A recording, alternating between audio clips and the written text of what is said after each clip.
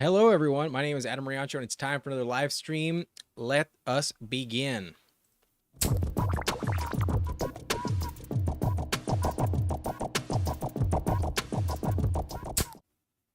We were scheduled to go live about 5 minutes from now. It's currently 5:55 p.m. And the reason I started 5 minutes early is because the Fast Puppy is about to fill. There's barely 300 spots left, and this would be my 25th entry. And I don't think there's that much time to waste. So I'm going to hop in now while I still can. And let's hope for the best. This will be my 25th entry and it should be good. But if you want to join me, there's a 5 second delay. So hit the button right now and I'll be joining in 5, 4, 3, 2, 1. Here I go. Let's hop in. So this is about to fill. There's 6 spots left, down to 5. And if you want to draft with me, time is of the essence. You got to be fast. But we are full, and we are in one of the final leagues of this tournament. We get pick 2. Hell yes, baby. Perfect spot. Love pick 2. And I'm super happy to be in with this spot. And I'm also happy to see Jonathan in the chat as well. What up, my friend? Very excited for this draft. I'm also super excited for the subscriber league as well. And I have not been touting it too much on the channel, and I'm not exactly sure how many spots are available, but at the moment there are some spots up for grabs. So if you do want to join the Nice and Blunt subscriber league this season, send me an email right now when you can at niceandblunt@gmail.com. That is where you can reach me, and make the subject line league. Just let me know you want in and you will reserve your spot. At the moment, there are some spots available, and we have about a month until that baby fills. So the spots might go fast. I don't know, but if you want it, send me an email right now, and I hope to see those of you that are frequent, people, frequent viewers, people that I see in the chat on these live streams a lot. I hope to see you in the subscriber league as well. But perfect situation. We are at pick 2. We get CeeDee Lamb, and we have my wide receiver 1 this season. But Jonathan wants to win that sub league so bad. He came very close last season. It slipped away in the playoffs. That's because that league is full of killers indeed. Hyper competitive. The number 1 seed was 9-4 last year. Meanwhile, the 6 seed was 7-7 on tiebreakers. 2 games was the difference between the number 1 seed and missing the playoffs. It was a tough one. So we will see what happens, but very excited for that. I'll be updating you a little bit more this season than I have in the past. I've been bad about doing that. I apologize if you are in the subscriber league and you were hoping for more videos regarding the weekly outcomes, as well as I didn't even highlight the champ. I apologize. In hindsight, I kind of dropped the ball on that one. But I'm going to be going live a little bit more during the season, a bit more recaps, and we will mention the subscriber league more often this year, probably on Mondays, just to let you know what the standings are like, how the matchups went, and hopefully it will be as competitive as last season. Last season was a lot of fun, and we do a auction draft in that format. I think it's the only way to kind of compensate for my disadvantages. Like, everybody who is in the league can know my positions on players. They can also watch the live draft as well and see who I want. So I feel the fact that it's an auction draft forces you to make your own calls and really go after guys that you want. Sometimes, though, you have to really pay up on players you want. Jonathan knows I forced him to spend $19 on Dave Montgomery last season. Meanwhile, I drafted Breece Hall for $19 as well in that auction format. So you got to plant your flag. You got to try and get good values. And the auction format is a lot of fun. I look forward to the subscriber league once again. I'm really excited for this year in that league. But Jonathan says, so wild that Kyron and Puka were waiver wire wonders. Makes me want to spend fab early now every time and take more shots. That's the only thing about the fab. If you run out, you don't get to use it after the fact. I mean, some leagues are different. You can pick guys up for $0, but I keep the subscriber league very competitive. You get $120 in fab for the entire season, and if you misspend, if you overpay, you do not get it back. You run out of money, and you're stuck with that roster at the end of the season. It's the only way to keep it ultra competitive. I was hoping for Brandon Ayuk here. I really would have loved Ayuk to fall to me at 23, but he does not make it. And we are looking at a Mike Evans. I think I'm going to go with DK Metcalf here. I'm going to take DK Metcalf. Got a feeling on Metcalf at the moment. And if Ryan Grubb does what he says he will, DK Metcalf will smash this season. So let's hope for the best. He has that massive upside. Remember that Cowboys game last year with 3 touchdowns? Metcalf can do that any given week. So we start off with CeeDee Lamb, DK Metcalf, and I think I'm also going to take another receiver. Maybe I go Kyren. I do really like the Kyren Williams value in round 3. These days, it's hard to get Pacheco falling back to you at pick 47. It's pretty unlikely. So I might just grab the best running back available. My highest ranked guy would be Kyren, and I kind of feel a little bit better about Devontae and some potential upside. We could go Mike Evans, but I have been fading him a little bit lately with some hype on Chris Godwin. I'm going to play it safe. I'm going to grab an elite running back. I'm going to go with Kyren Williams. Wide receiver. Kyren Williams is a very safe start. You almost can't go wrong with that start. Unless Kyren gets hurt, but you could always target Blake Corum later on if you're worried about that.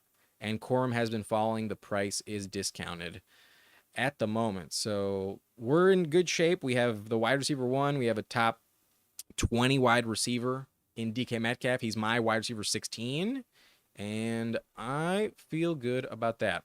Jonathan's asking, is Hollywood Brown still my favorite Chiefs wide receiver to draft?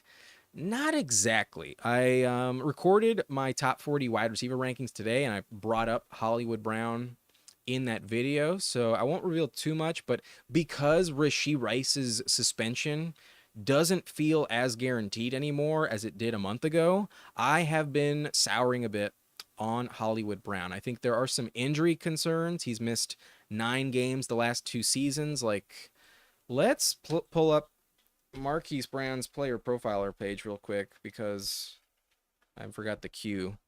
There's a few concerns with these lower body injuries for Hollywood Brown. I'm going to make sure I don't miss my pick.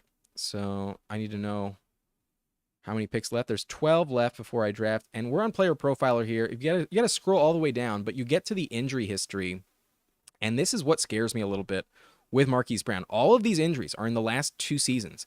In 2022, he had a foot sprain. He didn't miss any time, but he was on the injury report. Then he had a foot fracture 3 weeks later that forced him to miss 5 games. So I don't know if that was the same foot, but it's pretty likely that is the case. He missed 5 games in 2022. Then he had a groin strain in week 15. Didn't miss time, but still not great. Then last year in the preseason, he had a hamstring strain that put him on the injury report. And while he didn't miss any time, he closed out the year with a heel injury that forced him out of 4 games. He was on the injury report for 7 weeks. So Hollywood has been really injured the last 2 seasons. It's no wonder that, what am I looking for? That he had his worst season of his career last year in 2023. Only 51 receptions, 574 yards, 4 touchdowns, 9.6 points per game. That was wide receiver number 49 on a per game basis. So not great for Hollywood. Obviously, it's an upgraded quarterback, some high upside in the Chiefs offense, but I think he's kind of in the same boat as Xavier Worthy, honestly. I'm going to have them ranked back-to-back in the late 30s this year, and if we find out definitively that Rashee Rice is not suspended at all, then I'll probably upgrade Rashee over the 2 of them. It's just a little bit scary. I think you can get similar wide receiver values in the same tier as far as like 2+ rounds later. And I view Hollywood kind of like Christian Kirk. He's fine, but I think he's overvalued at this price tag. And we get Jalen Hurts falling to us at pick 47. I'm not going to pass on that. I know the team at the turn has Devontae Smith. They will not be getting the stack. I don't need to take a stacked Jalen Hurts to justify it. At this value, I am ecstatic. Jalen Hurts going to smash so much value, so many rushing touchdowns, and I think better play calling with Kellen Moore. He was also banged up last year. I think he'll stay healthy. I think he'll be better. So I'm hoping that Dalton Kincaid does not get taken, but even if he does, I should probably opt for ETN possibly at pick 50. ETN falling 7 picks doesn't happen that often. We'll see what pick 1 does, but they go Josh Jacobs over ETN. That's not how I have it ranked. And while I have been really high on Dalton Kincaid lately, we're not going to be able to replicate this type of running back value. I have ETN as my number 9 running back. I have Kyren Williams on this team, and I don't like the receiver values. I could go Kincaid, but I'm just going to stick with the highest ADP. I'm going to go ETN, falling 7 picks, take the value.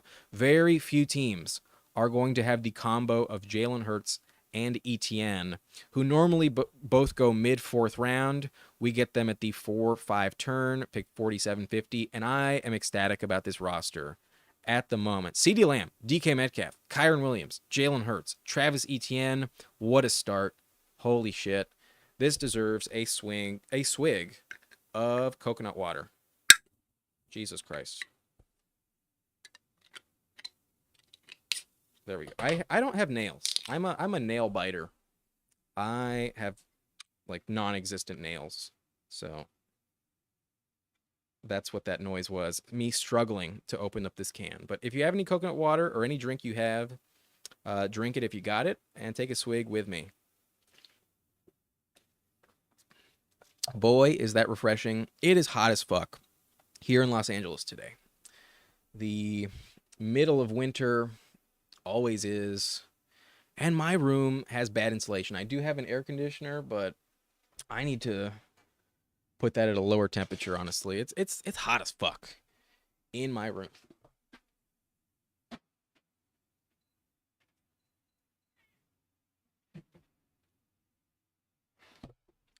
Almost sprained an ankle as I was going to do that, but we're okay. We are perfectly fine. But there was a moment of panic that almost set in as I nearly turned my ankle just now. But we're all set. We're all good. So we have a great team at the moment. Elite QB, 2 top 10 running backs, really good receiver value so far. And maybe some of you are not as high on DK Metcalf as I am, but there's definitely a lot more volume headed his way this season as opposed to last. So I think he's going to be really good. Lockett's going to take a step back most likely. And I don't feel confident in the Seahawks defense as some other people do. I think they will find themselves into a lot of shootouts, a lot of positive game script where they are trailing and need to throw it to come back. And I just see a lot of volume in line for Metcalf this year. So I think he will score more touchdowns. He's a very safe pick where he's going. And he feels locked in as a top 20 receiver, no matter what, in my opinion. So would have loved to get Ayuk. We do not. We get sniped. We settle for Metcalf. And it's not the end of the world at all. But really good values on Jalen Hurts, Travis Etienne. I feel good. And now I'm in a position where I think I kind of have to go wide receiver at this next turn. But there's some players I really feel confident in. If somehow Worthy falls to me, I'm not going to let... Actually, the team right before me has Mahomes, I think. There's no way I get Worthy then. Yeah, Worthy's off. And Kittle does fall to me. Maybe I go Kittle. Maybe not. We could also get Evan Ingram. So I'm going to go with Brian Thomas. I'm going to set myself up for a Jacksonville stack with ETN, Brian Thomas, and perhaps Evan Ingram as well. But we'll see what Team 1 does. I think they probably take Kittle. I could also go Rome Odunze. I probably should be going with a receiver instead of a tight end. We already took an elite QB. We have 2 running backs. It's a question of if Rome is still on the board. But we'd either be in line for Rome or George Kittle. I'd probably cool it on Ingram with a 3rd Jag on this team. But we'll see what Joe Rudiger, Team 1, does. They do have a red badge. And they go JSN. So we're definitely not getting the Seattle stack. I wasn't targeting it. Do I go Rome or do I go tight end? I think it's a little more critical that I go with a receiver. I'm going to take Rome, who also falls to me at a good value. We get him, this would be 8 picks past ADP, pick 74. And while it is a good value on Kittle, I'm kind of underweight on Kittle. I think because we took 3 non-receivers in rounds 3, 4, 5, I think it's a little more important for my build to go with receiver. So good value on Kittle, but just for the sake of the format, we have to start 3 wide receivers every week. I'm going to go with Rome Odunze here over the tight ends.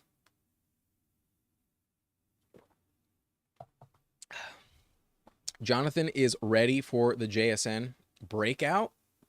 I would love to see it, my friend. Would be very happy to see that happen as well. I am really hoping for a Rome and Brian Thomas breakout. I trust that we're going to get a Ladd McConkey breakout in his rookie season, but I think Thomas is very undervalued. I think he's going to be really good. Basically going to fill in that Calvin Ridley role 1-for-1. And then Odunze, I think, will be a super good option at the end of the season. But JSN is not a rookie. I'm just talking about my own preferences. That's all. But we see Najee Harris come off the board pretty early.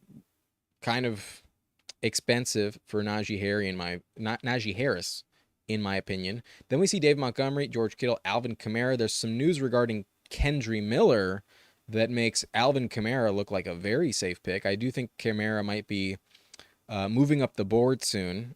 Kendre Miller has a hamstring injury and may not be ready for week 1. And possibly the coach hinted he might be struggling to even make the roster. I doubt that'll happen. I think they'll hold on to him. But I think Kamara's in line for a lot of production this season once again. Kendre Miller has struggled to stay healthy. So I've taken a lot of Kamara this season. I think he's my favorite running back going in round 7. Sometimes he falls to me at like pick 90, and I'm like over the moon when that happens. Wow, Jordan Addison falls to pick 89. I think that's a little too late. I think Addison should be going round 7. But yeah, Kamara goes, then Evan Ingram, 79, Aaron Jones, Keon Coleman, James Conner, Ramondre Stevenson, Jonathan Brooks, Jalen Warren, Jameson, Zach Moss, Jake Ferguson, Jordan Addison, Joe Burrow, Raheem Mostert. There was a big run on running back since our last pick. So I have no regrets taking Kyron and Travis Etienne. We're in a position where I don't have to go with running back here. And knowing that Team 1 already has 3, I don't think I'm going to force the issue. Even with a good value on Zamir White, I'm probably not going to take him. I might go Brock Bowers. I very rarely take Bowers, but we'll see. I could also go Dak Prescott for the stack, but we have Jalen Hurts. I don't think it's critical. I think because this team here...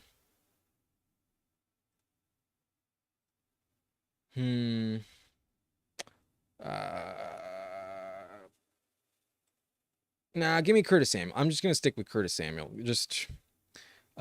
He falls 5 picks. I need another receiver, and I think I'm going to be able to get a player I want. I'm comfortable with any of these 3 guys at the next pick, but to lock up my 5th receiver, when we kind of waited a little bit for our 3rd, I think Brian Thomas and Rome might have a slow start to the season given they're rookies, but Curtis Samuel will have a quick start, I think, given his familiarity with the Joe Brady offense. I think he will be better in the beginning of the season. So just for a corollary factor, we need some production early on, and I think that favors Curtis Samuel. He's in the Bills' offense, and he is available. So I'm going to go with Elite QB for the sake of this build. I might regret passing on a good tight end, but in order to compensate, I'm going to go with two really good quarterbacks, two that I feel great about, and we have some stacking and corollary factors for week 17. The Cowboys do play the Eagles, and I have CeeDee Lamb already. We're possibly going to get a Brandon Cooks value if he falls to us with our next pick, and that's unlikely, but it is possible.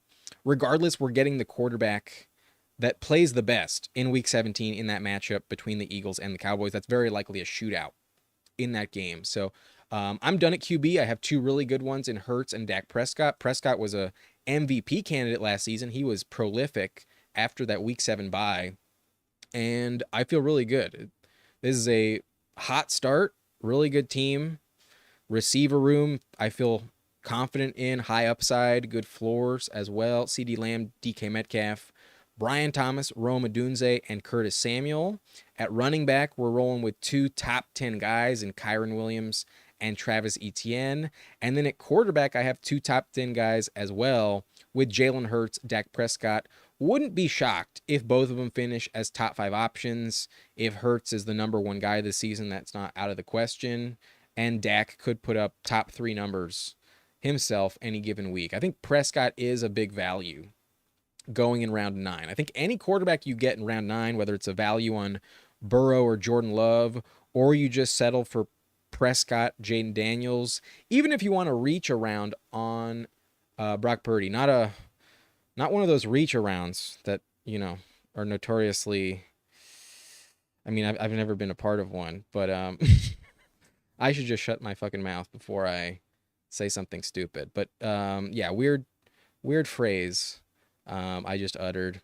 If you reach a full round on Brock Purdy, I think it's justified. Purdy is a great value, along with even some guys going later like Trevor Lawrence, Jared Goff, Justin Herbert, even Kirk Cousins, Matthew Stafford. I think these QBs going after pick 90 are all really, really safe, really good investments at QB. But definitely going to smash Purdy, a great value, who now goes at 115. But I would love Brandon Cooks. I doubt I'll get him, but every team has 5 receivers. It's possible.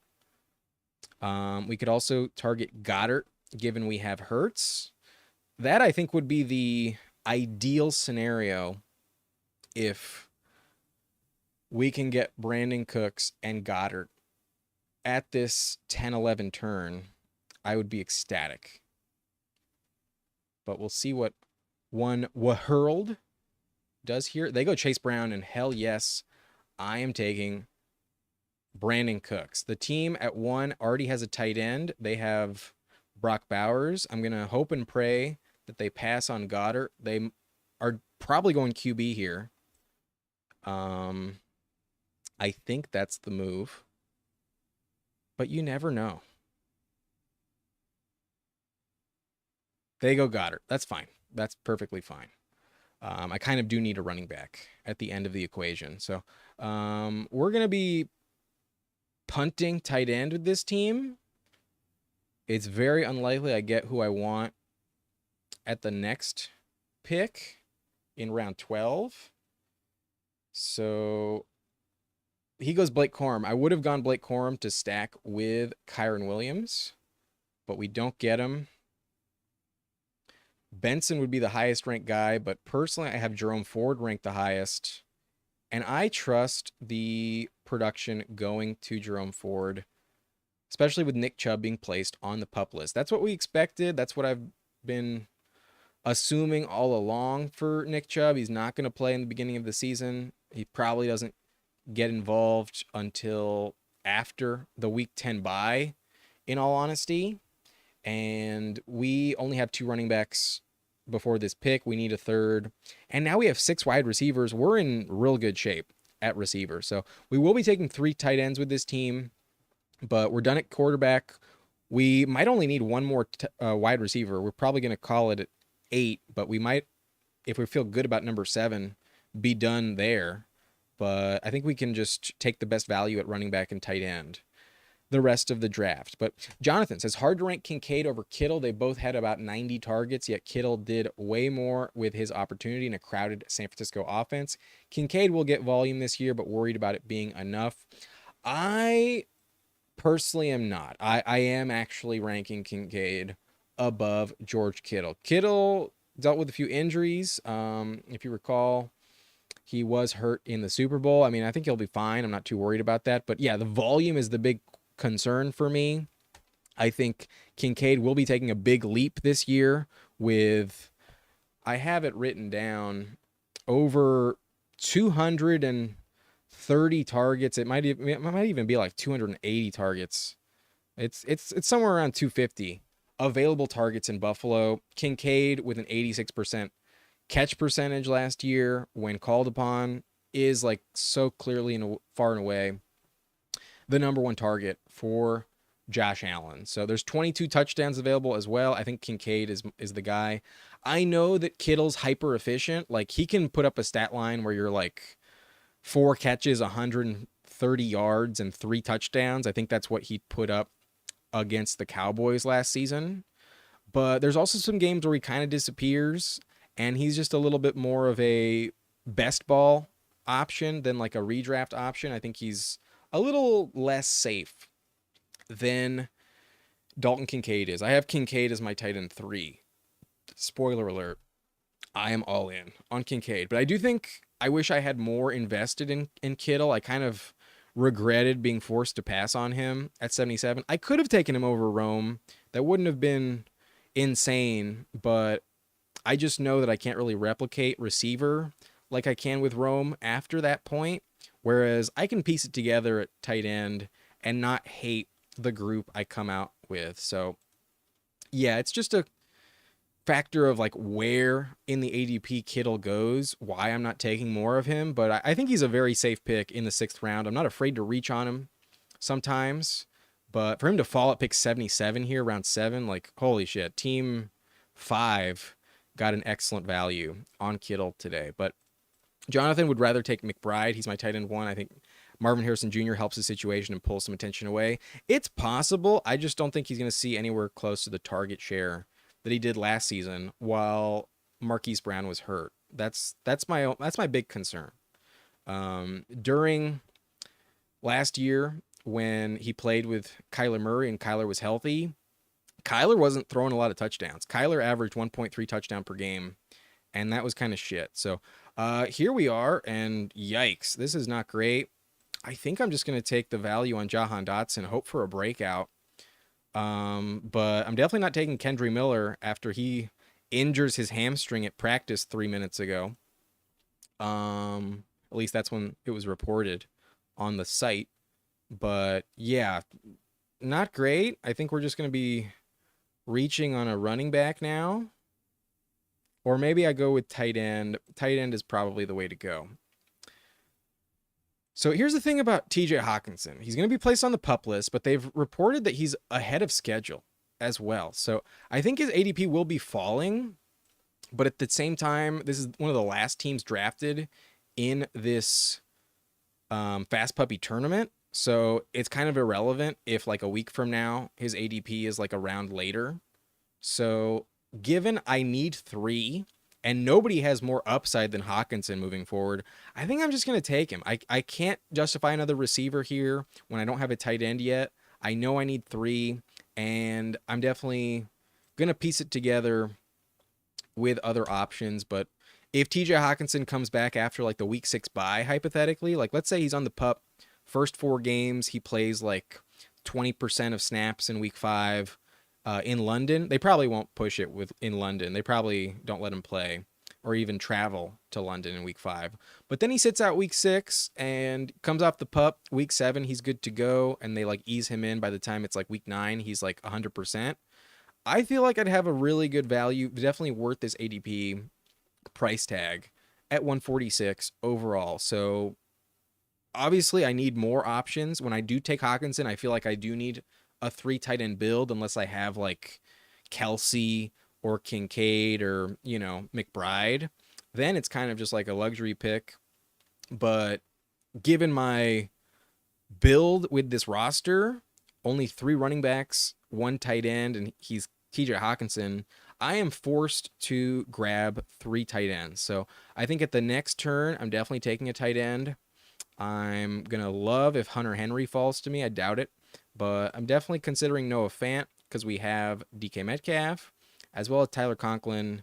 I think those 3 would be good picks at our next turn. I'm definitely taking one of them with my next 2 picks. But we have 7 receivers already, and I might call it done because we only have 3 running backs, and I might need 6 of them depending on who else we get. I would love a Chuba Hubbard value, but that might not happen. If any of Tyler Algier, Jalen Wright fall to me, I'm definitely going to be ecstatic about that as well.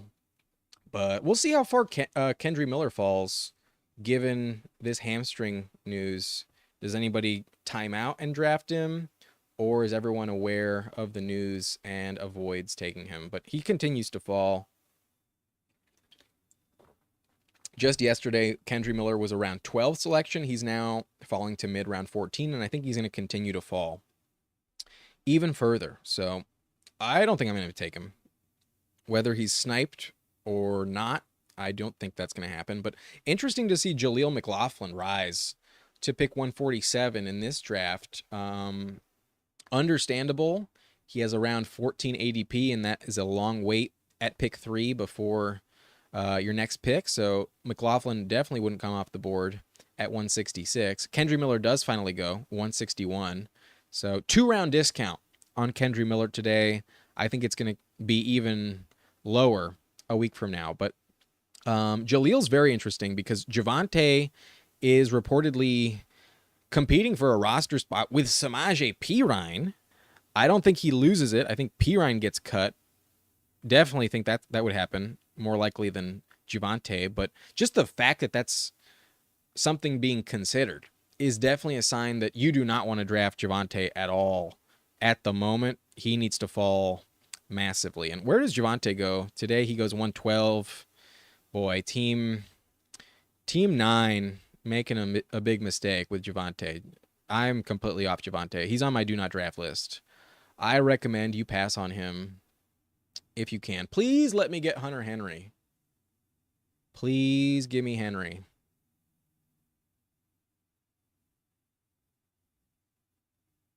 Team 1 has 5 running backs. One of them is Christian McCaffrey as well as Devon Achane. They went super heavy at running back early on. So I'm not going to take Chuba Hubbard here. I'm going to grab Hunter Henry.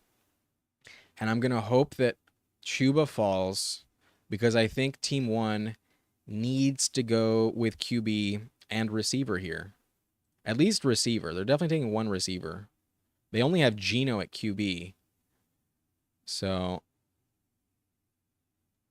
I'm hoping for the best. They go Wan'Dale. Please leave me Chuba. I'd be very happy with Chuba. It doesn't it's not great because I have Jerome Ford. They're both probably going to put up more points in the beginning of the season, not the end. But I do need running back. And there's no fucking... Damn it, he takes Chuba. Of course he does. Why not take Elijah Mitchell? What the fuck? But I'm definitely not taking Aaron Rodgers. I could go Demarcus Robinson, call it done at receiver. But I need running back badly. I'm going to go with Elijah Mitchell here. Hope for the best. Might pair him up with Garendo at the end because I don't have Garendo at all in this tournament. And I do like Garendo as well, but they might both be irrelevant if CMC stays healthy. But Jonathan says, I love Javonte and Dobbins, both hills I'll die on. I understand. I've been big fans of the 2 of them as well in the past. Javonte has burned me multiple times. Dobbins, I almost hit on a 5-pick parlay last season in week 1. And if it wasn't for Dobbins getting hurt, in that early game, it would have all worked out. I hit on all 4 of the other picks, and then obviously Dobbins does not score a touchdown.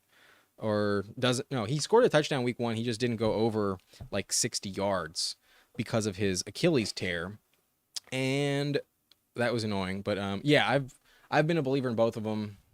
I'd like to believe I have drafted Dobbins a little bit this season, but because Javonte goes so much higher, when you can still get guys like Zeke, Jerome Ford, even like Trey Benson, I think might be a better pick now than Javonte. But normally Gus Edwards goes after him as well. That's who I was looking for. Gus goes pick 111. Yeah, Javonte scares the fuck out of me. I'm not drafting Javonte this season. I'm just not going to do it. But this is our team. We have Jalen Hurts, Dak Prescott, such an elite QB combination. I got Kyren Williams, Travis Etienne, Jerome Ford, Elijah Mitchell. Really top heavy. Mitchell might give me a 0 on the year, but if anything were to happen to Christian McCaffrey, that would definitely go up. At receiver, we're also pretty stacked and deep. We got CeeDee Lamb, DK Metcalf, Brian Thomas, Rome Odunze, Curtis Samuel, Brandon Cooks. I got the double stack with Dak Prescott. Love that. As well as Jahan Dotson, hoping for a bounce back season from him. But at tight end, I got TJ Hawkinson and a great value on Hunter Henry. He falls 9 picks past ADP. Very happy with him. But I do need one more. We have how many picks left? 3 more picks. And I need probably 2 more running backs and a tight end. If my RB4 is Elijah Mitchell, I'm probably going to grab 6 running backs with this team. But I would love Audric Estime as a fade against Javonte Williams. I think Estime, what's the blurb on him? Practicing in full 3 hours ago. Love to see it. He did have surgery in the early offseason. But practicing in full, massive player, profiles as the goal line back, at least potentially, in Denver. Drafted in round 5, 5'11", 221 pounds. He's slow as fuck. Runs a 4.71. That's not his skill set, but boy, is he going to be a bruiser. Damn it, he goes. Estime is sniped at 188. That's fair. I understand entirely, but shit. What would be the pick here? I might go like Juwan Johnson, maybe. Juwan Johnson lands on the PUP list, but reports indicate he might be taken off of it before the season starts. And that's interesting. But Khalil Herbert has been rising. And reports say he couldn't be moved, but that was 3 months ago. It doesn't matter. Let's go Khalil Herbert. Saskuro, I know exactly who you are. Mr. Dawkins. I want to join a league with you this year, Adam. I would love to have you in the subscriber league, my friend. Would absolutely love it. Please email me. niceandblunt@gmail.com is the email. Subject line league. Claim your spot today, my friend. Would love to see you in this subscriber league this year. That'd be fan-fucking-tastic. Just a reminder, the buy-in is $50. Last year it was a 12-team league. Winner took home $400. And I might sweeten the pot. Last year my budget was kind of tight. I did not sweeten the pot in year 2. But year 1 I added over $200 to the pot. And I might add another 100 just as a cherry on top. But we'll see. That's probably going to happen. Okay. I'm going to go with Juwan Johnson. I think he's the most talented guy at tight end here. And I'm just going to bet in an optimistic fashion that he does play most of the season. I think he might miss the first 2 games or so, but now Kendre Miller gets hurt. There's very few weapons in New Orleans anyways. And there's been a lot of hype on Juwan. He was really effective last season.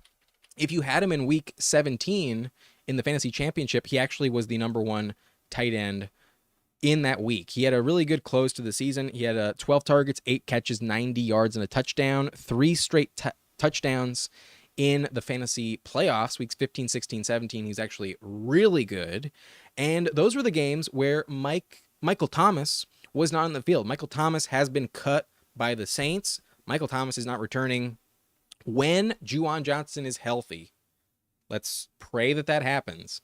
I think he's possibly above Shaheed in terms of targets in New Orleans. I think he's probably behind Alvin Kamara, but I think he might be the number 3 target. It's going to go Olave, Kamara, and then I think Juwan Johnson right on par with Shaheed. So some high upside if it works out.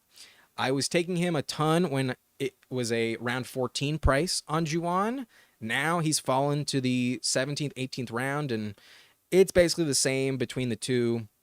It doesn't really matter which one you take him in. But I'm just hoping for the best. We need some production early on, and that might not be the case because we have to compensate for TJ Hawkinson. But I think Hunter Henry can carry us for the first few weeks. I think it'll work out. But this last pick of ours is going to be interesting. I think it's going to be a running back because I feel really confident with my receivers. If Jahan Dotson is my 7th guy, I think I'm okay. Like, we've got some good receivers on this squad.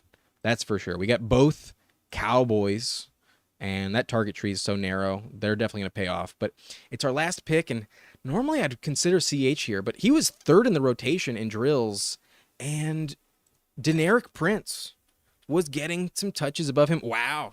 Deneric Prince was already drafted. Interesting to see. Maybe I go with a handcuff in terms of Tank Bigsby, but we already have Travis Etienne. There's a blurb on Garendo. What's the blurb on Garendo? Injures hamstring Wednesday. God damn it. God damn it. I have way too much Garendo for that to be the case. Holy shit. I am screwed with that. Okay, well, we're definitely not taking him. Glad I took what's his face? Mitchell.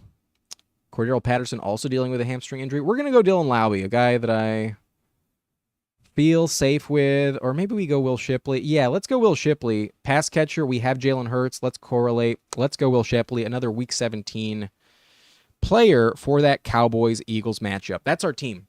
Jalen Hurts, Dak Prescott at QB, Kyron Williams, Travis Etienne, Jerome Ford, Elijah Mitchell, Khalil Herbert, Will Shipley, and some other options. Let's pull it up. And then maybe we'll get into another draft. We got 4 likes, 3 people watching. I'll probably do it. How long have we been streaming? About 40 minutes. Yeah, I'll do a second one for y'all in the chat. But our receiver was CeeDee Lamb, DK Metcalf, Brian Thomas, Rome Odunze, Curtis Samuel, Brandon Cooks, Jahan Dotson. We only went with 7. And then at tight end, there are some injury concerns with TJ Hawkinson, Juwan Johnson early in the season, but Hunter Henry should carry us. I think we'll be fine. And we have high upside at the end of the season. Let's hope for the best. But Jonathan says Juwan Johnson played wide receiver at Oregon. Glad he switched positions. He's a great sleeper tight end. Now that he's going round 18, 17, I agree. I think he is a great pick that late. But if you want to join me, let's head over to the lobby where we can also do another $5 tournament entry. I believe the Fast Puppy is now full. Yeah, there's no way it's open. It's now gone. But there is the MMG League, which my best assumption would mean that MMG stands for Man-Made Goose. That's what I think it stands for.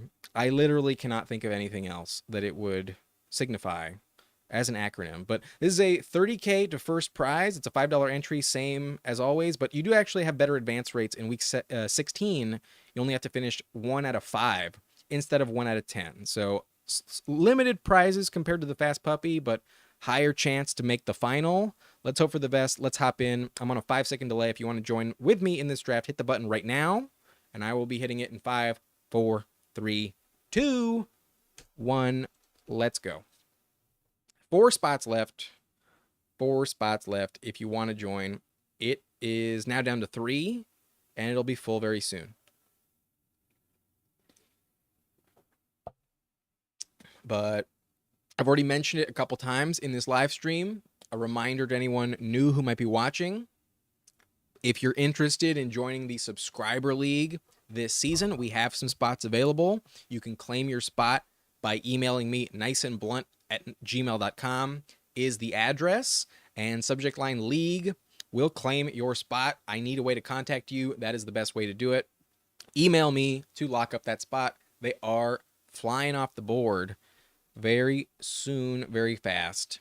If you would like to join the Subscriber League, I'd love to have you, especially if you're watching this live stream. I want people who care about the channel in the league. So yeah, that's the reminder. And this draft is full. We have pick 7.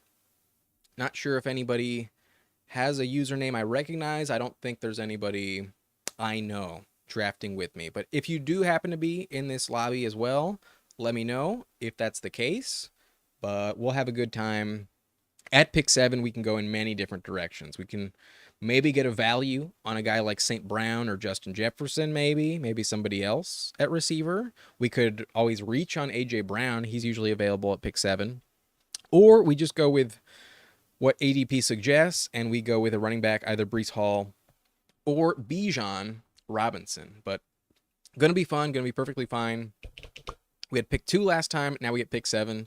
And I kind of like the middle of the draft as well. I think you can also get good values. I think there are some good opportunities, and usually there's players that fall to you coming back around in the next round. So we'll be fine. But Tyreek goes over Lamb. Interesting. I definitely prefer CD over Tyreek. And then Jefferson goes over Jamar. That's also interesting. But will this guy go St. Brown?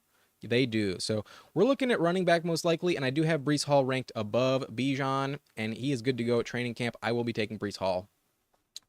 Just because he was more effective last year, I think you are making a safer bet in terms of production with Breece Hall over Bijan. It's not that I don't believe in Bijan, but in order to argue for him, you are making some assumptions that we just don't know to be true. We've just haven't seen this offense with Kirk Cousins, and although we haven't seen the Jets offense with Aaron Rodgers, aside from 4 plays, we saw Breece Hall perform at a much higher rate last season than Bijan did as a rookie. So yes, Arthur Smith is gone. Yes, the reports say that they want to use him like Christian McCaffrey, but we just have not seen it yet.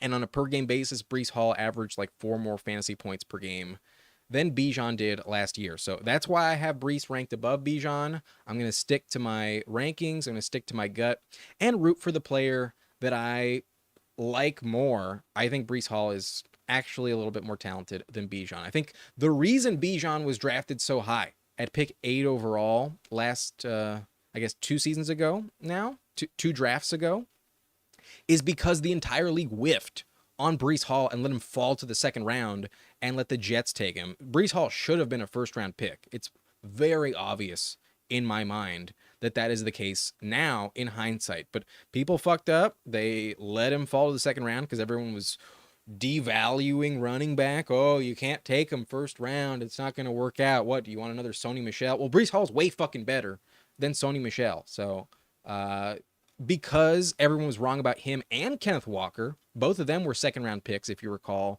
That's why Bijan and Jahmyr Gibbs went so fucking high the following year. So things rectified themselves, and while we didn't see a running back get drafted in round 1 this season, there was nobody on the same caliber of Breece Hall, Bijan, Jahmyr Gibbs, Kenneth Walker this season. Like maybe if Zach Charbonnet had been drafted this year, not the year prior, maybe he would have gone above Jonathan Brooks. Maybe if Jonathan Brooks wasn't injured, he would have gone round 1. But oh wow, we're in line for a Marvin Harrison selection here, and there's just so much volume guaranteed for Marvin in this offense. He falls to me at pick 18. There's not going to be that many combinations of Breece Hall, Marvin Harrison. I'll gladly take the discount in ADP. I think he's better than Drake London. I think he's better than Jalen Waddle. And although I had him ranked behind Nico Collins a couple weeks ago, I'm starting to feel like that was the wrong call. I think Marvin Harrison should be drafted above Nico Collins. I think he's either wide receiver 9 or wide receiver 10. I think Marvin Harrison's so fucking safe. Just so safe. And if you want more details on that argument, go ahead and take a look at my top 20 wide receiver video, where at the top of that video, I go in depth on Marvin Harrison and why I have him ranked where I do, why I think he is deserving of a high price tag. There's just so much volume. He's locked into 150 targets next season. I think that's a guarantee in Arizona. And as the clear wide receiver 1, if you look back to 2022, in an 11-game sample size, a combination of DeAndre Hopkins and Marquise Brown playing without the other one, that player averaged 15.5 fantasy points per game. that would have been a top 6 receiver last season. So Marv definitely can live up to the hype. We've never had to pay this type of price for a rookie wide receiver, but I get him at a 5-pick discount. He normally goes at the 1-2 turn, and I get him here in the middle of round 2. Love it. Definitely want him over Devontae Adams, Chris Olave. Maybe Brandon Ayuk is still more valuable now that it's like kind of a much safer bet that he stays in San Francisco, but still there's a lot less volume for Ayuk. Harrison, I think, should be the number 9 receiver. I think I'm going to be moving him up, to be completely honest with you. But is Ayuk still on the board? Wow. Ayuk falls. What is going on? Behind A-Chain, behind Metcalf, behind Devontae, behind Evans. Wow, people are just afraid to draft him. And I kind of get it, but personally, I wouldn't let him fall to round 3. There's a world where Ayuk gets traded, and as long as it's not the Steelers, he could be more valuable than he is in San Francisco. Wow, Ayuk is still on the board. Jesus Christ. The team at 4 might have Jefferson, Debo, and Ayuk if they don't pass. Whoa. But if you told me, yeah, Ayuk goes finally. Good team at pick 4 with that combo. Holy shit. I'm jealous. But if a team pays up like a first round pick and then pays Ayuk $30 million per season, why would he not see 140, 150 targets in that scenario? Like last year, he only had 105 targets. Why would it not increase by 40% if a team has to pay up massively to get him? I'm glad Malik Nabers goes. I did not want Malik Nabers, but I don't really want any of these receivers. I'm not excited. I have them in the same tier as guys like Pickens, Amari Cooper, T. Higgins. So it's not great. We have Breece Hall. We have Marvin.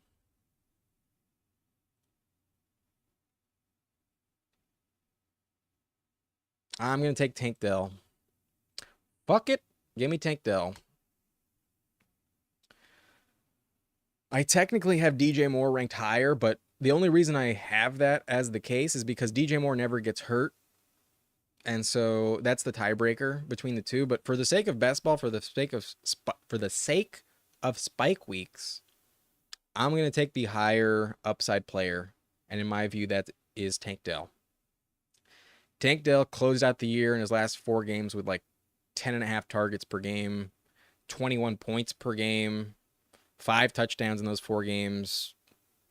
And he's reportedly 100% healthy for training camp this season. So love me some Tank Dell. And I do think this price is 100% justified in round 3. But yeah, we just missed out on the tier break at receiver. If we could have gotten Cooper Kupp, or I would have been ecstatic about Brandon Ayuk, we would feel much better about that pick. But all the receivers that are going off the board at the moment, I view the same as each other. But maybe this is a Trey McBride team because we have Marvin Harrison. But this is such a weird room. And I have gotten McBride as late as pick 57 here on the live stream in the past. I might pass because I'd have to be reaching on McBride.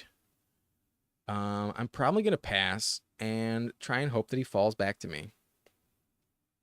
That would be interesting. But I have Pickens, I have T. Higgins in the same tier, and I think it really falls off after they are unavailable. So I will be going with a receiver here. And if I leave Laporta on the board, then we're even more likely to get McBride coming back around. It's unlikely, but it is possible. We'll see what this team does. They go George Pickens, so I'm going to take T. Higgins. I'll grab T. Higgins. There's top 15 upside with T. Higgins. And at worst, I think he offers you a top 30 floor. I have him as my wide receiver 26, I believe. Yeah, number 26.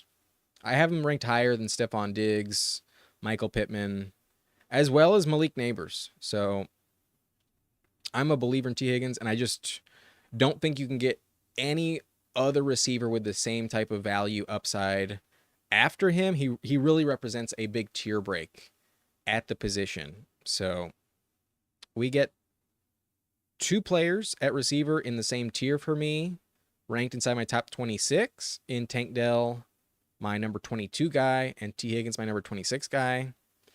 And I am hoping and praying that Trey McBride falls back around. I really doubt it. I would be shocked if it happened. But we have Marvin Harrison, and that would be a massive, massive value, and obviously does not happen. McBride goes 45, but it's fine. I am okay with that scenario. This might be a George Kittle team. We passed on him last draft, and I kind of regret it. Kind of wish I didn't. But in terms of ADP, I'm pretty sure Kittle goes to like 66, so that's exactly where we would be taking him.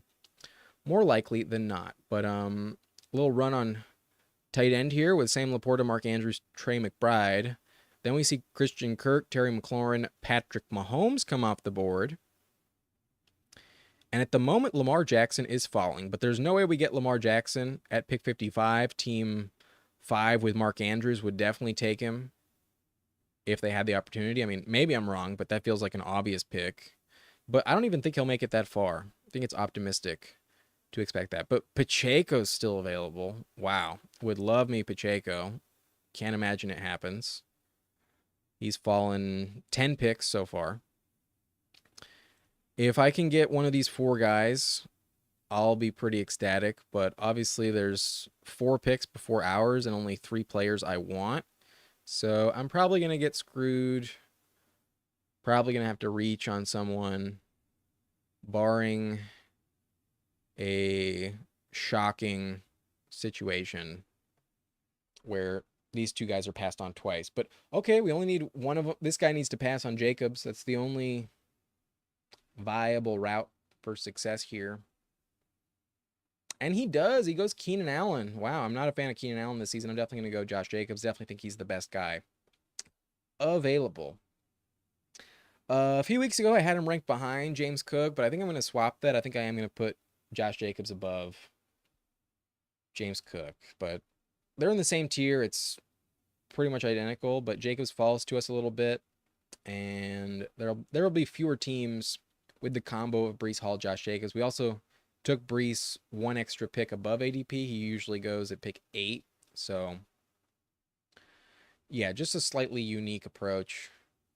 And I do think it's the best player available. If not, I probably would have gone Anthony Richardson, because I do not like the receiver values in round 5. I think they're overpriced.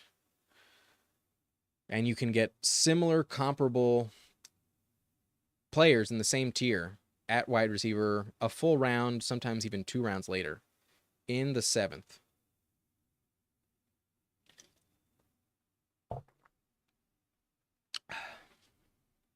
But this is our team. We have really good running backs in Breece Hall, Josh Jacobs, and our receiving core is also pretty competitive with Marvin Harrison at a massive value, 5 picks after ADP, as well as Tank Dell and T. Higgins. Stroud comes off the board, so no stack there. We'll probably look for Kyler Murray, pick 79. I'm not going to reach on Kyler at pick 66. But I mentioned Kittle. Kittle's very interesting. Worthy's there. I love me some Lad McConkey. McConkey! I always envision Shrek calling out for his little lad McConkey. Kittle gets sniped. Okay, never mind. We're not going to go running back.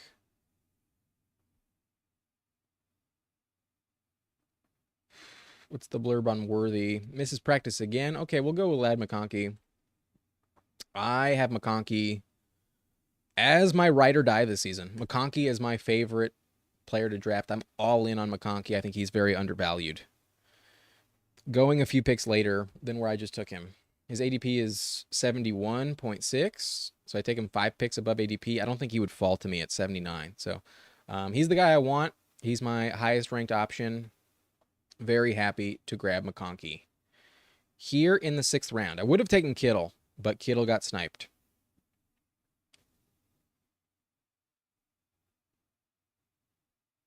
Kittle was sniped. So now with 4 receivers, I can definitely pivot to Kyler Murray in the next round. I'm going to be looking at a Kyler Murray or Evan Ingram selection, whoever's available. But with Marvin Harrison Jr., I think it's more of a better approach to grab the stack with Kyler Murray. I think they're going to be a really good combo this season. And Kyler also offers really high rushing value. He could be a top 5 quarterback. Even if you don't have Marvin Harrison or Trey McBride, I think drafting Kyler in the 7th is a good plan. But Team 4 could definitely snipe us. They have Jefferson, Debo, Ayuk, as well as McBride and Kyle Pitts. Montgomery's their first running back, so they probably go Kamara, if I had to guess. Ingram gets taken, so we won't be going with Ingram. But if they do snipe us on Kyler, we might get a good value at receiver. Ramondre goes. That's interesting. Definitely prefer Kamara over Stevenson. But there's 1, 2, 3, 4, 5 picks before us. And we might miss out on all 4 of these receivers as well as Kyler. That'd be a kind of a nightmare scenario. But I'm going to manifest positivity. I'm going to call it into existence that we do not, if we do get sniped on Kyler, okay, we're all, yeah, it's exactly what I wanted. Kamara comes off the board. Now we're getting one of these 5 players. Wow, Prescott goes at 75. That's interesting. But safe pick, just can probably get him at the next round. We'll be grabbing either Kyler or Brian Thomas. We'll see what happens here.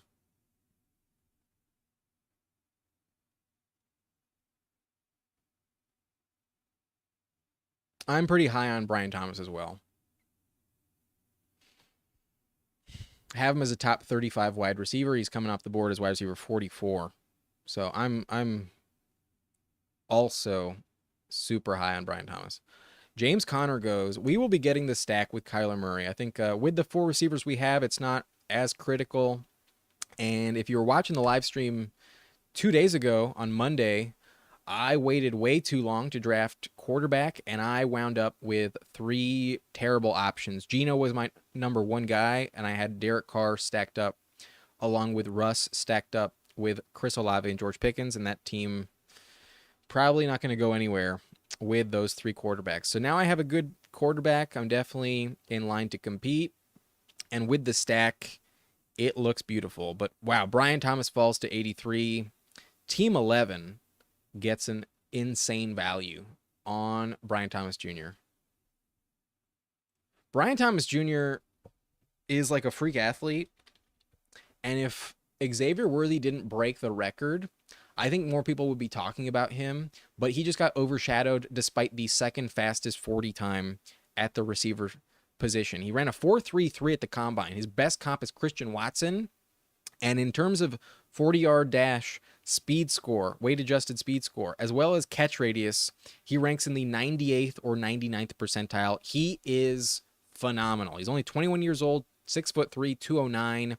He scored 17 touchdowns last season at LSU, and he's going to be fucking awesome in Jacksonville. I think he's just as valuable as Christian Kirk. But Keon Coleman gets sniped. I would have taken Keon.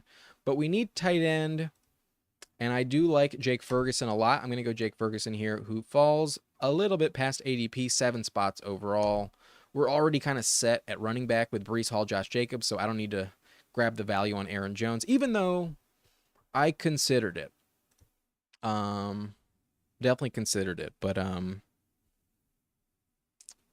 Ferguson is a tier break at the tight end position for me, so to take him here at pick 90, I think is justified 100%. And the team with CeeDee Lamb, Dak Prescott was definitely going to take him if given the opportunity. So we grab him.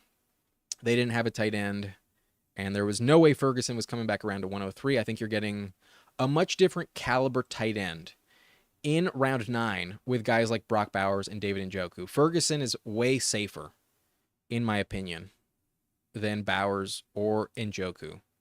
So this is the roster at the moment. We have Kyler Murray stacked up with Marvin Harrison. We have Breece Hall and Josh Jacobs at running back, two top 12 guys. I've also got Tank Dell at receiver, T. Higgins, Lad McConkey with Harrison as our alpha. And then Jake Ferguson, very reliable. I think he's like my tight end 8. I view him in the same tier as Kyle Pitts and Evan Ingram. I think Jake Ferguson is very safe, very valuable this year. Should be taking a leap in year 3. I'm pretty sure it's his 3rd year in the league. I think he was a sophomore last year. I think it was year 2. When was he drafted? Drafted in 2022. Yeah, last year was year 2 for him. He's a 4th round pick. And he was pretty dominant. He had 102 targets last year. I think we're going to see like 120 this season for Jake Ferguson. So a lot of touchdowns, a lot of targets, a lot of catches. He's the number 2 receiver in Dallas. One of the highest scoring offenses in the league. We could go double tight end with Brock Bowers at a value as well, but I don't think I'm going to do it. I think I'm just going to shore up a really good, actually, no, we have McConkey. We can't get Palmer, though. Okay, fine. I'll go with Brock Bowers. I very rarely do this. I rarely go with the combo of Ferguson and Bowers, but we get both at a good value. And if Bowers is your second tight end, I feel way safer with that strategy. So we're going for a slightly more unique build. There are a lot of tight ends on this side of the board, not the one that's about to come up. So I do think tight end is going to come at a bit of a premium on the upcoming turn, as well as on that side of the board in future rounds. And that's going to be pushing up the position with 2 teams already having 2 tight ends early on. And so far, 4 teams without a tight end at this point in the draft. I think whoever gets Njoku is going to be really happy about it. And then the other 3 teams are kind of going to feel desperate, and we'll probably see a lot of earlier picks than ADP on tight end. So kind of trying to jerry-rig the draft a little bit in our favor moving forward. And Ferguson's not like the most elite option to where like I can immediately rule out having a good backup. So the combo of Ferguson Bowers makes me feel competitive. They have different bye weeks, and we both got them several picks past ADP. 7 picks for Ferguson, 7 picks for Bowers. Like, that's not bad. Not bad at all. So that's our team. We kind of need to address running back and receiver moving forward, but I think I'm going to be targeting like Justin Herbert in a few rounds. And if Brian Robinson falls one more pick, I'm going to be ecstatic because that's the other guy I would have probably taken. But I really doubt it. This team only has 1 running back, and he's highest ADP. Yeah, there he goes. Kind of a bummer. But it is what it is. Maybe I go Gus. Maybe I go Zeke. But I don't need running back that crazy. I have 2 really good ones. I'm going to go Dontavian Wicks. Shoot for upside. Dobbs is probably a safer pick, but Wicks has that tremendous value upside. He could smash if Christian Watson goes down. I think he fills in that role a lot better than a guy like Dobbs does. And I do think he has a bit more appeal. I think he will be more involved in his second season. So let's go with Dontavian Wicks. And there's a lot of running backs on this side of the board as well. I think we might get another value coming back around. So would have loved Brian Robinson, but we don't get him. We get sniped.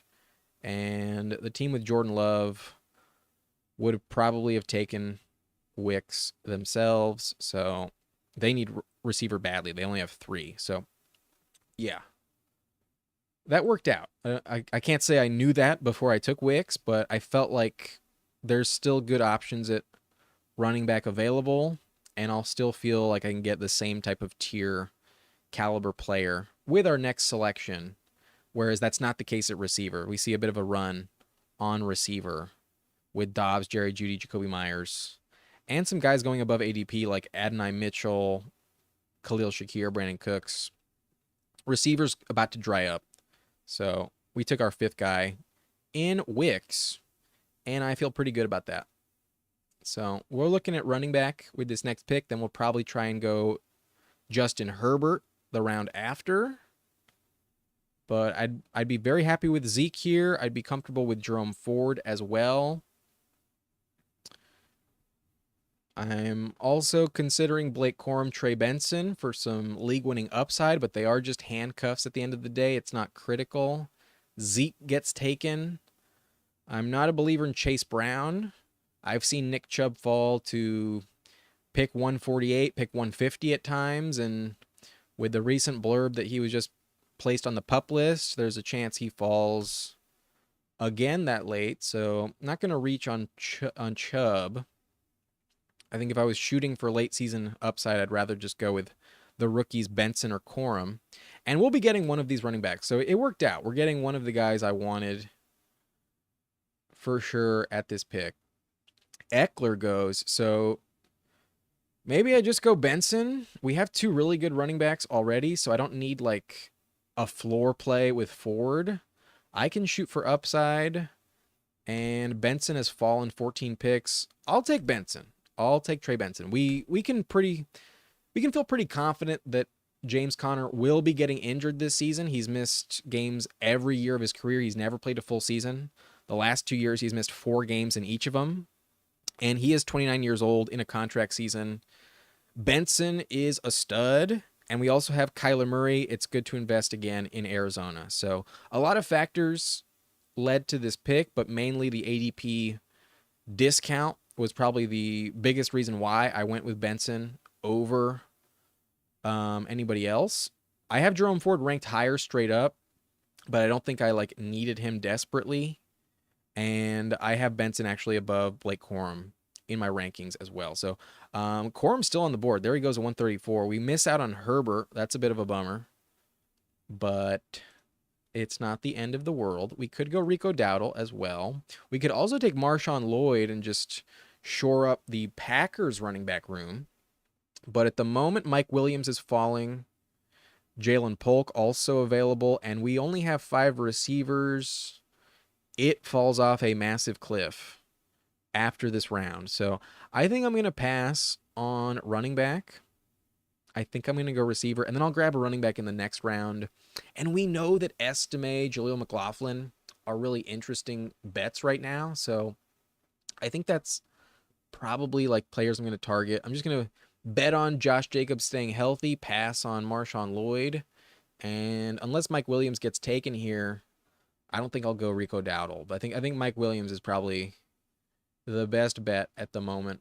This team has 7 receivers, 2 running backs. I think they're going with running back. That would be my bet. They go Kirk Cousins. Very interesting. But I'm going to take Mike Williams. I think this ADP drop is a little bit too excessive at this point. Like, just a couple weeks ago, Mike Williams was going at pick 105, 106, 107. Like, he was going mid-9th round. And now you can get him around 12. And, like, yeah, he's risky. He's coming off an ACL injury, and he always gets hurt for some reason. But when he's healthy, he has massive spike week potential. He can put up 25 points any given week, and you're never going to be shocked. It's just always going to be followed up by a 2-point game. So here in best ball, I don't have to predict when that happens. I'm going to feel really good about his potential to enter my lineup. And in round 12, to bet on Xavier Legette instead feels like equally as risky with nowhere near as much upside in Carolina. So let's hope Mike Williams stays healthy. Let's hope Rodgers stays healthy. And I think we're in good shape at receiver now that we have 6. And Mike Williams was taken in round 12.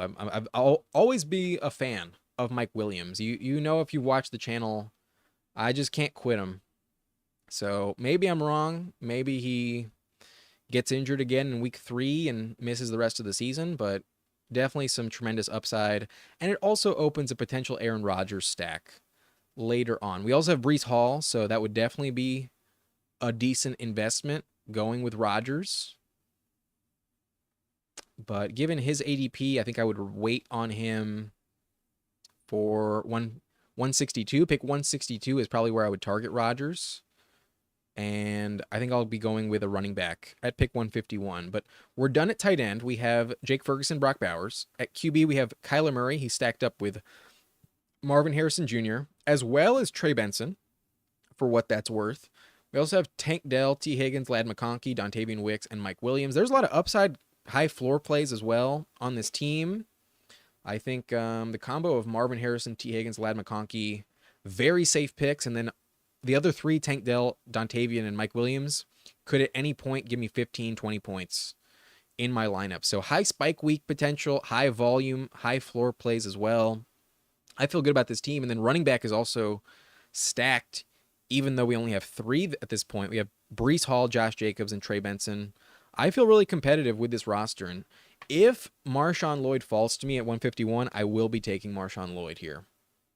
Damn it, he gets sniped. Of course he does. Of fucking course. But there's some bad news regarding Javonte, and Jaleel has been moving up the board. We will take him here at 152. We'll just take the highest ranked running back with some potential upside. Jaleel ran for 5.4 yards per carry last season. Hyper efficient on limited touches. I will say that. Not a lot of volume for Jaleel. Just a reminder, he did not get that much volume. But he was a good pass catcher as well. Sean Payton really likes him. And I do think he has like that third down role kind of on lock. He only had 76 rush attempts, but like I mentioned, averaged 5.4 yards per carry here, right there. And 36 targets, 31 catches in 17 games. He stayed healthy, but he wasn't on the field like crazy. How many snaps did he play? What was his snap percentage? Not high. His highest was 40% in week 6. I think he could vie for 50% of the snaps this season, especially if Javonte is fighting for his job and a roster spot. Aaron Rodgers goes. Damn it. We see Rodgers get sniped by Team 10. Not the end of the world, but kind of disappointing. At least we're not in the situation we were in 2 days ago, where we passed on Stafford, passed on Rodgers, and got sniped on Deshaun Watson, and completely fucked up our team without a quarterback through the first 13 rounds. We ended up with Geno Smith, and that wasn't good. An unstacked, naked Geno Smith is not great, but I'd be happy with Kimani Vidal here. We don't have Cooper. We don't have a Cleveland Brown, so I'm not going to go with Deshaun Watson. But here at pick 162, we're getting a decent value on Kimani. And Gus is not a lock to pay off. It could definitely work out. I'm going to take a shot on Kimani Vidal. Let's go. Some high upside with Benson and Vidal. And I think because I waited so long for my RB3, and it is Trey Benson, not a lock to play a full season of snaps. Like, if James Conner stays healthy, we won't get much value out of Benson. I think I'm going to go with 6 running backs. Usually if I draft Breece Hall, I'm not grabbing 6 running backs, but I think this scenario is justified. And I will be targeting a guy like... Where is he? Did he already go off the board? Did Estime get taken? No. Estime is still available. Where's Estime? Did I just miss him? There he is.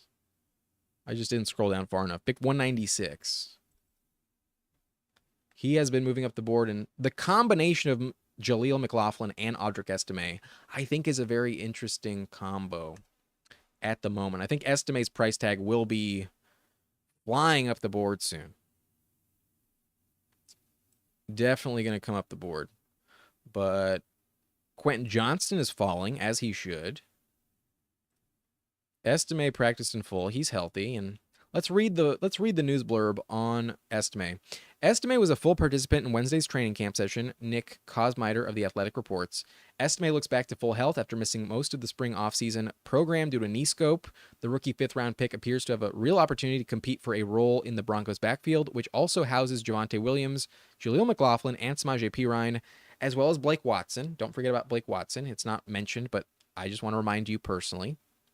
Estime boasts the size and physical profile to potentially carve out a goal line role. That's where he's most valuable. But it may take until well into the preseason for the shape of Denver's backfield split to truly become clear. I think he's a very interesting pick. I don't know if I'm going to reach on him 2 rounds. Given our depth at receiver, I would definitely prefer Demarcus Robinson. So I'm going to do that. DeMarcus feels like a good pick. And we also get a discount on DeMarcus. Yeah, definitely taking Robinson here. And now with 7, I feel decent about this wide receiver core. But we're done at tight end. We will need another quarterback. So we have 3 picks left. I think we're going with 1 running back, 1 wide receiver, and 1 quarterback. Unless we just hate the receiver value and we get a really good drop in ADP on QB and we take 3 of them. But yeah, I think Estime is our next selection if he's there. If not, it's not the end of the world. I could call it done with 5. I wouldn't be livid if I finished up this draft with these 5 receivers. I mean, it's so top heavy. It's not like there's that many opportunities to enter the lineup when you got Breece Hall and Josh Jacobs. So I could call it done, but I'm definitely taking 1 more receiver. Definitely taking at least 1 more quarterback. I might take 2, and then I think the only running back I'm interested in otherwise would be Estime. We'll see. But as a reminder, if you haven't done so already, hit that like button for me. Subscribe to the channel as well if you're new. And yeah, I'm running out of light. It's a little bit different. We got some shadows going, but it's okay. I was busy today. I was unable to do the live stream at 4 p.m. like I normally do, but oh, whoa, that's not what I wanted to do. Whoops. We need that. But anyways, yeah, quarterback is ugly as fuck at this point. Estime gets sniped. God damn it. That's a bummer. That is a big bummer. We could go Luke McCaffrey, but I don't think I'm going to do that. I could go Drake May. Could go Daniel Jones. There's an argument for Daniel Jones. I mean, he's a running quarterback. Definitely some upside. I'm not expecting much from him, but fuck it. Let's take him. Let's go Daniel Jones. It is ugly, but I think after being sniped on Estime, I think I'm going to go with 3 quarterbacks. Excuse me. Call it done at running back with these 5. And that can justify a Daniel Jones selection. He's also round 11, so now we definitely need to take quarterback. We can get by with a 0 in week 11 at quarterback. It's really not the end of the world, but I don't feel confident with him as my number 2 guy if I don't have a 3rd. And while I do feel really confident in Kyler Murray, I think it's definitely the way to go. Missing out on Estime. I'll grab a 3rd quarterback for this team, but we need 1 more wide receiver. We need 1 more QB. I think Slayton is interesting. Slayton has some high spike week potential. He's a deep threat. I think he will be overtaken by Wan'Dale. Obviously, Malik Neighbors will get a lot more targets from him, but there's going to be a lot less attention on Slayton this year, and he does have pre-existing chemistry established with Daniel Jones. Meanwhile, you can't say that about Wan'Dale or Malik Neighbors. And while I don't love him, I think there are going to be some random like 50-yard touchdowns for Slayton, like maybe 3 or 4 times next season. And as your wide receiver 8 being drafted this late, that's really all you're hoping for. You're not expecting like a Puka Nacua type of season. Like maybe you know who that is. I don't.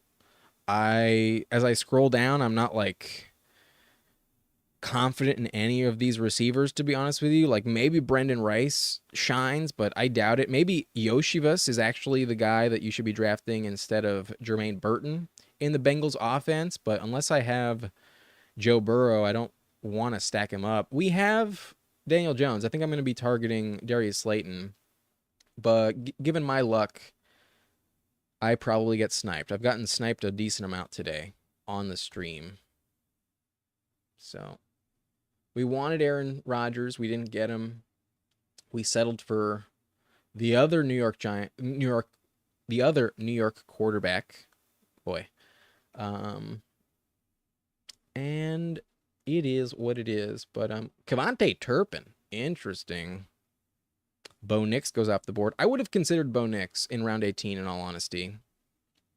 I think he's actually a decent investment this late in the draft. But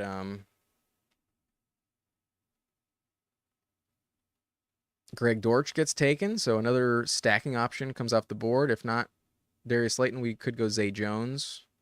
I'll remove Yoshivas, but he's actually kind of interesting. We could also go Jalen McMillan. McMillan's kind of interesting as well, but nope. We get our guy. We get the stack. We get Darius Slayton, and I'm comfortable with his ADP. I'm not going to rave about it. I'm not going to tell you he's a league winner, but I think for the sake of our team, with Daniel Jones as our 8th receiver, he is fine. I don't think he's going to offer zero upside this season, barring an injury. I think that's the only way it doesn't work out. But I'm really happy we went with Bowers as our backup tight end. It frees me up to completely ignore tight end this late in the draft. And now we're grabbing a third QB. Let's see who it is. I think given we have a double bye in week 11, let's take a look at the schedule. Let's take a look at week 11. And let's look for quarterback matchups that we like this late in the draft. We can't get Daniels. We can't get Hurts. We can't get the Packers-Chicago game. We can't get the Jags-Lions game. Vikings-Titans. That's interesting. We could go J.J. McCarthy, perhaps. That's the game I do think McCarthy will start, and it's probably a safer bet than Darnold. But Vegas versus Miami, I don't feel confident in either Raiders quarterback. Like, betting on one to be the starter is a big gamble. Rams at Patriots, no thank you, and Drake May. Browns and Saints, no fucking chance. I go with Derek Carr. Baltimore and Pittsburgh, nope, not going to take Russ. Baltimore's a terrible matchup. The Falcons and Broncos, Bo Nix would have been a great pick. The Falcons secondary is not that good. Maybe their defense is way better this season, but not in love with that matchup. I mean, I do like that matchup for Bo Nix. Seahawks, San Francisco, and both of them are off the board. Chiefs, Buffalo, no, we can't take them. Bengals, Chargers, nope, not available. Colts and the Jets, our only option there would be Joe Flacco, but it's a bad matchup against the Jets secondary. And then Houston, Dallas. So we're looking at J.J. McCarthy, and I don't think he's even on the board. Oh, no, he is on the board. We'll go J.J. McCarthy, because we're probably in line for a 0 anyways. And while J.J. McCarthy is risky, in week 11, I think it's much more likely that he is the quarterback of the Vikings than Sam Darnold. So you've seen me take Darnold a lot on the live stream, but today we go with McCarthy, and it's because it's late enough in the year. I do think McCarthy will be the quarterback. I think that's a perfect spot for them to pivot to him, like against the Titans. I think is a very good opportunity for McCarthy to be the starting quarterback, make his debut. Like, look at this schedule for the Vikings. It's not easy to start. It's the Giants, the Niners, the Texans, the Packers, and the Jets. Like, they could go 1-4. I have them starting 2-3. I do think they upset New York in London week 6. But then it's not easing up. They get Detroit, Los Angeles. The Rams are definitely a tough team. And then the Colts, the Jags, the Titans are their first break of the year. So I don't think they're going to put J.J. McCarthy in a position to fail. And I think he's going to look so bad against any of these first 10 defensive matchups. Like, barring that Giants game, there's no matchup here that you're like happy about. The Packers are kind of like the worst defense, and that's in division. So that's not ideal at all. I think week 11 is the spot. Like, Darnold might sneak to 2-3 if he does beat the Jets in week 5. I think he will retain his job a little bit. But I think by the time we hit that Colts game, everyone's going to be vying for him to get yanked. And in the Jacksonville game, if they're trailing, that's when I think it'll happen. They'll pivot to J.J. McCarthy. And then week 11, I think McCarthy will be the starter the rest of the way. So that's why I went with McCarthy there. I think it was the best matchup week 11 for our build. That's what we do. So that's it for this video. That's it for the team. A reminder of the roster real quick. We'll just let you know how it panned out. We go Kyler Murray, Daniel Jones, J.J. McCarthy. At QB, running back Breece Hall, Josh Jacobs, Trey Benson, Jaleel McLaughlin, Kimani Vidal.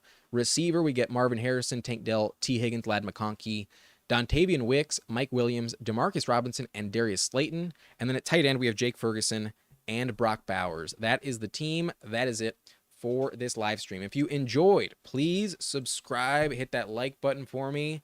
We're so close to surpassing 3K. I would love to see it happen before the end of the week, and wish me luck for that to happen. But I will see you again on Friday with another live stream, and tomorrow I'll be posting another rankings video. My top 40 wide receivers will be out very soon. So subscribe, hit the like button, and ring the notification bell if you don't want to miss out whenever I post new content and go live. That's it for me. It was a pleasure hanging out today in the live, and I hope y'all have a great rest of your week. I'll see you on the live again on Friday. But good night, goodbye, take care, y'all. It was fun. Goodbye.